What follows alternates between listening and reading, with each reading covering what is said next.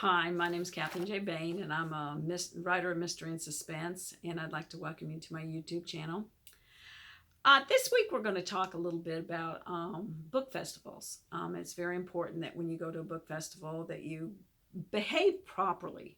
And some of these things are common sense that we're going to discuss, but unfortunately, I've seen it done, and I've had it done to me on some of these things done to me on occasion. A lot of you readers might be going, this doesn't pertain to me. But the fact is, you've probably seen this happen a lot. So you might find it interesting just to say, I know who does that. But the first one is, when you first get to a book festival, you should go around and meet everybody. You're supposed to get there early enough. They always tell you, get there 30 to 45 minutes before they open. And go around and meet as many people as you can. That's very important. It's a good way to network. You find other people who write in your genre. You can give away swag, give away a bookmark of the current book that you have. These guys are potential sales, and to ignore them is really silly. And I see it all the time where writers will go in and they don't talk to anybody but the people beside them or other authors they might know. But going around, getting to meet people is always a smart thing to do. The second thing you need to do is to give away your own stuff. I have I'm not shy. I will get up. I will talk to anybody when you come to my table.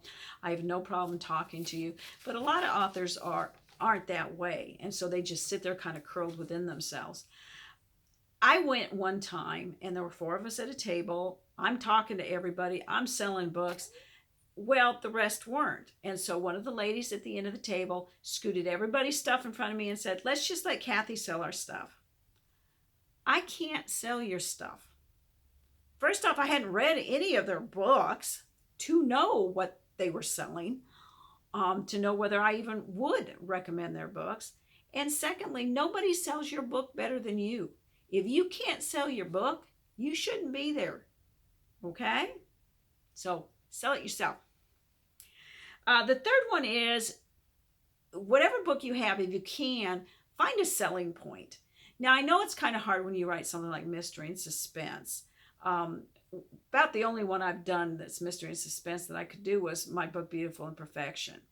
And my selling point on that, when I first came out with it, was that a portion of the proceeds was going to Breast Cancer Research Fund. That was a good selling point. People liked that idea. They liked it. The book was about a woman who was dealing with the aftermath of breast cancer, and then she witnessed a mass murder. I got a lot of sales because of that, because people liked the idea of the donation. So it was a good selling point. That being said, though, if you're sitting next to somebody and they have that selling point, don't steal it from them. Don't steal someone else's idea. Wait until the next time or until they're not there with you to use their selling point. While I was selling my Beautiful Imperfection at one of my locations, every time someone would get done reading the back of the book and I'd tell her about donate the Breast Cancer Research Fund, the lady next to me would say, and I'm a breast cancer survivor. The person would put my book down, move to her, saying, what book of yours is about your breast cancer? Oh, none of them. And the person would realize what this writer had just done, and they'd walk off. And so neither one of us got a sale. So make sure you're aware of what you're saying and what you're doing, and don't be stealing someone else's idea, okay? When you're doing book sales, you really need to have something to give away. I've seen a lot of people go that give away bookmarks and things like that when they only have an ebook. I would suggest you have the first chapter. Print out the first chapter, maybe do a little brochure book or something. When I go to these things and I have somebody say, well, I really don't read print books, but I read ebooks, I always have something to give them. Sometimes it's a flyer with all my books, or sometimes it's a little brochure with some little snippets from my books. But I always try to give something away. And I saw a woman do this one time where she was giving away the first chapter of her book, and she did a very good job at it and probably got a few sales because all she had was an ebook. Problem was she only had 15 of them. And we had a lot of people come through this book festival. If she had had 100, she would have really done very, very well. Because we were sitting there for 4 hours. And that's a long time to sit and only make 2 or 3 sales. Whereas if she had given out more, she would have made a lot more.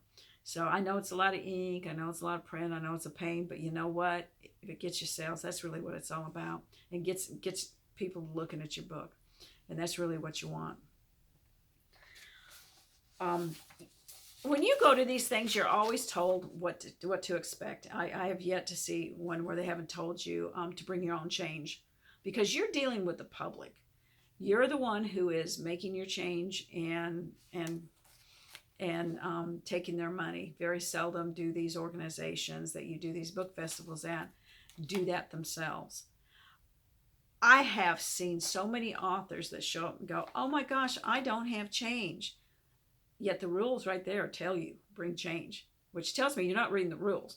But it also tells me that you're hoping someone can cover you. The problem is most authors bring enough change for themselves. And if they give for you, they're cutting themselves short. So you need to be careful of that. And speaking of change, one good thing to have too when you're doing a book festival is to have a swiper, something to swipe credit cards. Because people are more willing to buy your book and spend more if you have that swiper. I've done very well with mine. Thank goodness my daughter knows how to do it. But but I do. I've done very well with book sales since I've gotten the square swiper. Another thing to do when you're at these book festivals is help promote other authors. Don't put down another author's work. I've seen this a lot by traditional publishers. You know, they might get in with a small traditional publisher and, you know, have their little chin up and their shoulders back like there's somebody special. And then they hear about that self-published author. Well, let me tell you something. My self-published books are better edited than the books I've had done through my publishers. So I'm very picky about that. I have 2 editors that go through my books.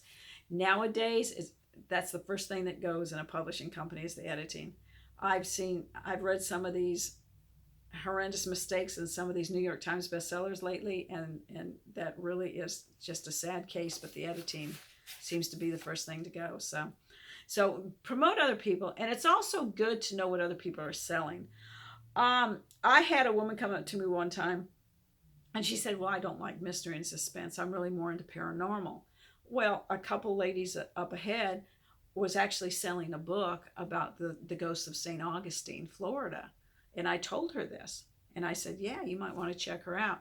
Well, because I wasn't pushing my books on her, she actually picked my books up, the books I had, and glanced through them. She didn't buy, but she at least looked at them.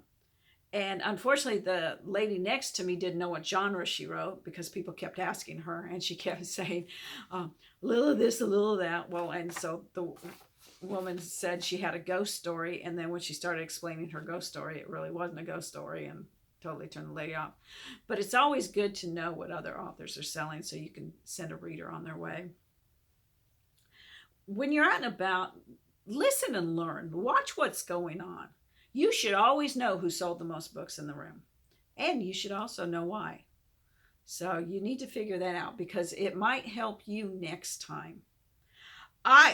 There's a guy who does children's books. He writes them and he illustrates them, and he does a wonderful job. It's really, really, really good illustrations. And he stands there with his pad of paper, and a kid will come up and he'll draw him in a forest. He'll draw him and make the girl a princess. He does all types of things like this. There is no way, if your kid is getting a picture of her as a princess from an illustrator, there's no way they're not going to buy your book. I mean, this guy always sells a lot. And I can't help but wonder how many of those kids, authors, don't realize how smart that is. Because that is such a good idea to do. And he always does a wonderful time. Also, along with that, listening to what's going on, is don't interrupt other authors. I have sat next to authors where I'm trying to sell a book or I'm talking about my book, and I'll say it's a mystery and suspense, and they'll say, well, I've got mystery and suspense in my book too. And then when they ask them about it, you find out, nah, you just really don't know what you're doing. They'll say, oh, you've got a mystery. It's a whodunit. Well, no, it's just got mystery in it because you don't know what's going to happen. Well, all books are supposed to be like that. So be careful what you're doing. Make yourself aware of what you're doing and what you're saying when you're at a book festival with other authors. Because let me tell you something, word gets around, and you don't want that type of a word. Be willing to take advice from other authors, especially those that have been there before. I was at a book festival and a woman planted her sign for her book right in front of her face. And she had to keep doing this to see what was going on. And I suggested she move it back behind her because she had a little window behind her. I said, and this way people see it when they first come in. Oh, no, I like it right here. Well, of course, everybody's walking around her because they can't see her. And she's having to lean to see. Take advice from somebody who's been there. Listen when other people suggest something and think about it. Don't just get yourself, this is how I want it and this is how it's going to be done. Because this woman didn't sell any books. Not a one. And I'm not surprised. The last thing, and probably the most important thing, is don't be afraid to invite other authors to do book signings with you. A lot of times authors are afraid of losing the sale to the other one. Let me tell you, book signings can be very long. They can be very boring. If it's raining out, you're not going to get as many people. I did a book signing once. Thank goodness there were 4 of us. We had one sale between all 4 of us in 4 hours. And it wasn't mine, but it was so long. It would have been so long and so boring, but it went so fast because these ladies that I was with, they were so wonderful, so funny. We had us a great time. We laughed the whole time, and then we went out to lunch. Spend money we didn't make, but it's always important to share a little bit. I'm not afraid to have somebody sitting next to me selling a book.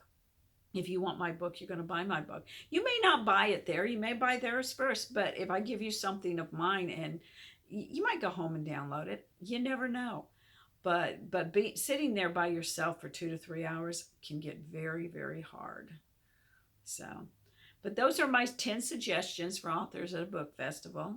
And I hope they do you some good. And good luck to you. Good luck in your sales.